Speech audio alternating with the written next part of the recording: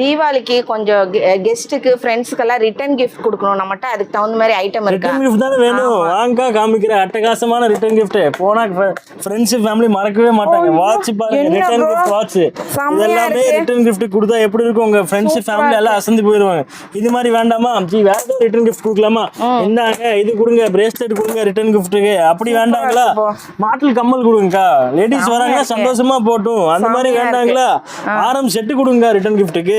என்ன உங்களுக்கு budget? Return 100-150 budget, 100-150 பட்ஜெட்டுக்கு எடுத்துட்டு போங்க, ரிட்டர்ன் கிஃப்ட் கொடுங்க. அவ்வளவுதான் கான்செப்ட். கம்மல் எல்லாம் என்னத்துக்கு கொடுக்குறோம்? கம்மல் வந்து 90 ரூபா. இந்த மாதிரி வாட்ச் எல்லாம் 90, 105, 105 அந்த ரேஞ்ச் தான் வருது. 200 ரூபாய்க்குள்ள உங்களுக்கு ரிட்டர்ன் கிஃப்டே முடிச்சுக்கலாம். அந்த மாதிரி வேண்டாமா? கம்மி பட்ஜெட்ல இருந்தா கம்மி பட்ஜெட் கிளிப் கொடுங்க. இந்த மாதிரி ஃப்ளவர் கிளிப் கொடுங்க. அது கம்மி பட்ஜெட்னா கீ செயின் கொடுங்க.